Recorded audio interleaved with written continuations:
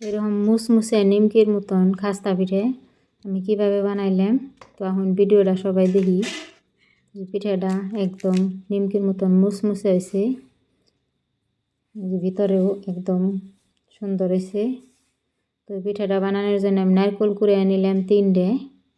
তো নারকেল কুড়িয়ে একটা কড়াইতে নারকেল কড়া দিয়ে দিলাম, দিয়ে নারকেলের 3 ভাগের 1 ভাগ সমান চিনি দিয়ে দিলাম।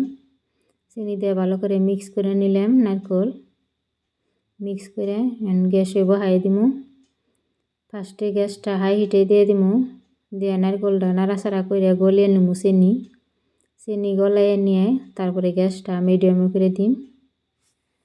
চিনি গলে গেছে, গ্যাসটা মিডিয়ামে করে দিলাম। দিয়ে এভাবে নাড়াচাড়া করে নারকেলটা ভেজে নিলাম। তো যে কড়াইয়ের সাইড দিয়ে বগা বগা মিষ্টির মতন শক্ত হয়েছে, তার মানে আমার নারকেলটা পারফেক্টভাবে ভাজা হয়েছে।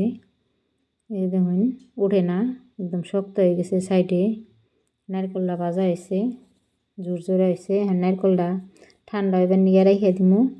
নারকেলটা ঠান্ডা হয়ে যখন ঝুরঝুরে হবো তখন পিঠাটা ভালো হবো। তো এই যে পিঠার জন্য আমি ময়দা নিছি 1 কেজি।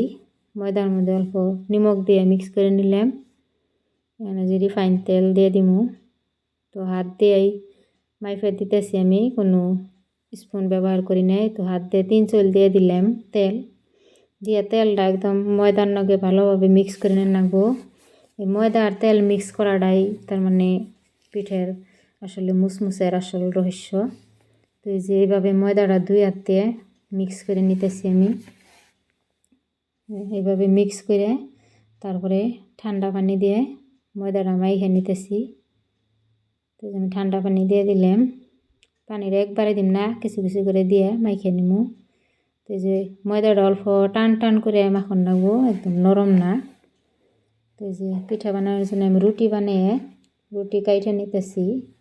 এটা হাত দিয়েও বানানো যায়, আমি ফ্রেম দিয়ে বানামো, যেহেতু তাড়াতাড়ি হয় ফ্রেম দিয়ে বানাইলে। আর পিঠাটা সব গুণে শেপ একরকম হয়।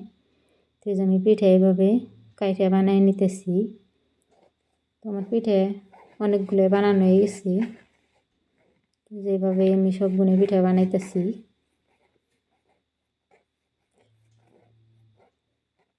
আমার পিঠে বহুতটি বানানো হয়ে গেছে। এখন পিঠা ভাইজে নিমু। তো তার জন্য তেল গরম করে তেলের মধ্যে পিঠা কটা দিয়ে দিলাম।